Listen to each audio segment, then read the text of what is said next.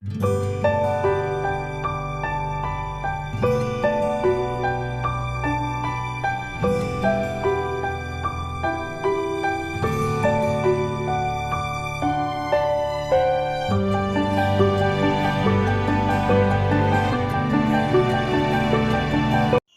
let us start the next topic of Class 8 Science Chapter 2 Microorganisms Friend and Foe, and the topic name is Microorganisms and us. Some microorganisms are beneficial to us while others are harmful and cause disease. बहुत सारे micro organisms ऐसे होते हैं जो हमारे लिए काफ़ी ज़्यादा बेनिफिशियल होते हैं, वो हमारे लिए लाभदायक होते हैं. वहीं पर कुछ ऐसे माइक्रो ऑर्गेनिजम्स होते हैं जिनसे बहुत सारी डिजीज़ भी होती है. Uses of microorganisms. Microorganisms are used in the preparation of curd, bread and cake, production of alcohol, wine and acetic acid, preparation of medicines and vaccines, and cleaning of the environment and increasing soil fertility rate. And some microorganisms are very harmful to us, just as cause diseases in plants, animals and human beings. Spoiled food and cause food poisoning. These are the some examples of harmful effects of microbes या फिर microorganisms. How are bacteria useful to us? Bacteria are helpful because it decomposes organic wastes such as vegetable peels, animal remains and fishes, etc. It is used in the preparation of medicines. It increases the soil fertility by fixing nitrogen. It is used in the shedding of curd and making cheese, pickles and other food items also. Bacteria हमारे लिए काफ़ी ज़्यादा helpful होता है क्योंकि ये जितने भी वेजिटेबल पील्स होते हैं, इन्हीं सब्जियों के जो छिलके होते हैं, एनिमल्स के remains and fishes of the animals also decomposed into organic wastes called manure. Manure में ये कन्वर्ट हो जाते हैं बाय यूजिंग बैक्टीरिया. इतना ही नहीं, मेडिसिन के प्रिपरेशन में, एटमॉस्फेरिक नाइट्रोजन को सॉइल में फिक्स करने में एंड अचार बनाने में, चीज़ बनाने में, अदर फूड आइटम्स को बनाने में भी बैक्टीरिया का काफ़ी ज़्यादा यूज होता है. How is yeast useful to us? Yeast is used in the baking industry to make bread, pastries and cake because it helps in fermentation. It reproduces rapidly and produces carbon dioxide during respiration. Bubbles of the carbon dioxide gas it produces fill the spaces in the dough and increases its volume. yeast powder का क्या सब use है? yeast powder का use किया जाता है bread को बनाने में, पेस्ट्रीज बनाने में एंड केक्स बनाने में, क्योंकि यह फर्मेंटेशन में हेल्प करता है और ये रैपिडली रिप्रोड्यूस होता है और produces CO2 gas, carbon dioxide gas during respiration में ये CO2 गैस का फॉर्मेशन करता है, इसलिए ये यूज़फुल होता है. Bubbles of the CO2 gas it produces fill the spaces in the dough में जो स्पेस होते हैं, जो पोर्स होते हैं, वहाँ पर वो फिल होकर के उसके वॉल्यूम को इंक्रीज़ करता है. It is also used in commercial production of alcohol and wine, which is done by growing yeast on natural sugars present in fruit juices and grains like rice, wheat and barley.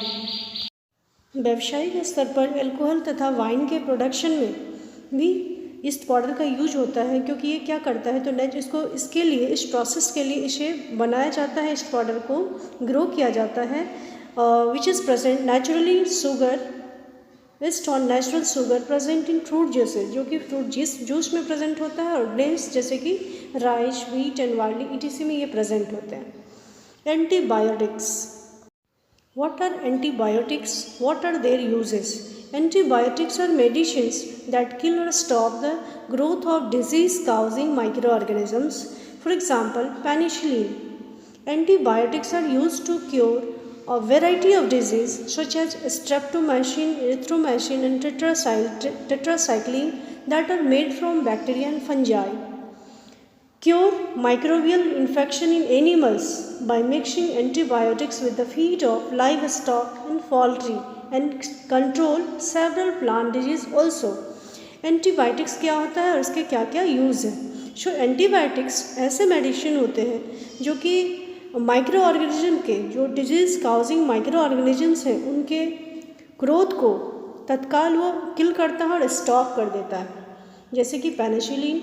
और भी इनके क्या क्या use है, जैसे कि example में और भी बहुत सारे एंटीबायोटिक्स हैं, जैसे कि स्ट्रेप्टोमाइसिन, इरिथ्रोमाइसिन एंड टेट्रासाइक्लिन, जो कि बैक्टीरिया और फंजाई से मिलके बने होते हैं, और अदर बहुत सारे माइक्रोबियल इन्फेक्शन जो कि एनिमल्स में होते हैं, तो उन्हें भी एंटीबायोटिक टैबलेट्स दी जाती हैं उनके फीड ऑफ लाइव स्टॉक में, यानी उनके चारा में मिला करके।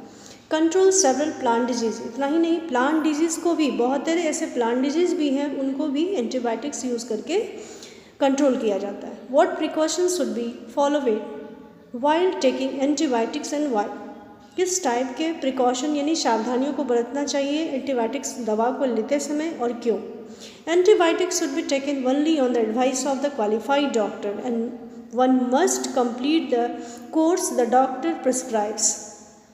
एंटीबायोटिक टैबलेट्स हमेशा हमें जानकार डॉक्टर के संपर्क में लेना चाहिए, एंड जो डॉक्टर जितना डोज प्रिस्क्राइब करते हैं जिस पेशेंट के लिए, उतना उस डोज को कंप्लीट करके लेना चाहिए। Antibiotics taking in wrong dosages, अगर उसको गलत तरीके से हम लोग लेंगे तो make the body resistant to the drug and it may not be effective in the future. हमारा बॉडी टोटली उस ड्रग पर ही, उस मेडिसिन पर ही या फिर एंटीबायोटिक टैबलेट्स पर ही डिपेंडेंट हो जाएगा, फिर हमारी सेल्फ इफिशियंसी जो है होती है बॉडी की, वो लॉस हो जाएगी। मोreover एंटीबायोटिक्स में also kill the beneficial bacteria in the body. इतना ही नहीं, हमारे बॉडी में जो यूज़फुल और बेनिफिशियल बैक्टीरिया प्रेजेंट है उसे भी वो बॉडी से किल कर देती है। Antibiotics can't cure cold and flu caused by viruses, इस बात का ध्यान रखना चाहिए, जो भी वायरल इन्फेक्शन होते हैं उसमें एंटीबायोटिक्स टैबलेट किसी भी तरह का कोई काम नहीं करती, जैसे कि कॉमन कोल्ड और flu. Vaccines, some definitions to remember. Pathogens, disease causing microbes are called pathogens, जो माइक्रोब्स डिजीज को क्रिएट करते हैं that is known as pathogens. Antibodies, antibodies are substances our body produces to fight disease causing microbes. Antibodies वो substance होता है जो हमारा body स्वयं प्रोड्यूस करता है, जो किसी भी डिजीज़ कॉजिंग माइक्रोब से लड़ सकता है, फाइट कर सकता है। वैक्सीन्स आर वीकेंड और dead disease causing microbes that are injected in our body to trigger the production of antibodies. Vaccines वो वीकेंड और डेड डिजीज़ काउजिंग माइक्रोब्स होते हैं जो बॉडी में इंजेक्ट होने के बाद एंटीबॉडीज़ का प्रोडक्शन करते हैं। ये एंटीबॉडीज़ बॉडी में हमेशा प्रेजेंट रहते हैं ताकि इन फ्यूचर यदि किसी भी तरह का डिजीज़ अटैक होता है बॉडी में तो उससे वो प्रोटेक्ट करता है बॉडी को। ये एंटीबॉडीज़ उस डिजीज़ से फाइट करता है। Vaccination, the process of protecting the body from pathogens, body को पैथोजेंस यानी कि डिजीज़ कॉजिंग माइक्रो ऑर्गेनिज्म से बचाने का जो प्रोसेस होता है that is done with the help of vaccine, जो वैक्सीन के जरिए होता है that is known as vaccination, और हिंदी में इसे टीकाकरण कहा जाता है। Name some of the diseases which can be prevented by vaccines, यहाँ पर कुछ डिजीज़ के नेम दिए गए हैं जिनको कि वैक्सीन से ठीक किया जाता है, जैसे कि cholera, hepatitis, small pox and tuberculosis. One can get necessary vaccine from near by hospitals, हर व्यक्ति को नियर बाई हॉस्पिटल से time to time necessary vaccine को लेते रहने चाहिए। How do microbes clean up the environment, microbes और micro organisms environment को कैसे क्लीन करते हैं। माइक्रोब्स और micro organisms decompose organic waste and dead remains of plants and animals and convert them into simpler substances which can again be used by other plants and animals by the process of biodegradation। जो भी micro organisms होते हैं या फिर microbes होते हैं वो organic waste को और डेड रिमेन्स ऑफ प्लांट्स और एनिमल्स, प्लांट्स और एनिमल के बचे हुए अवशेष को कन्वर्ट कर देते हैं सिंपलर सब्सटेंसेस में which can again be used by other plants and animals, जिनका यूज करते हैं other plants and animals as a humus by the process of biodegradation।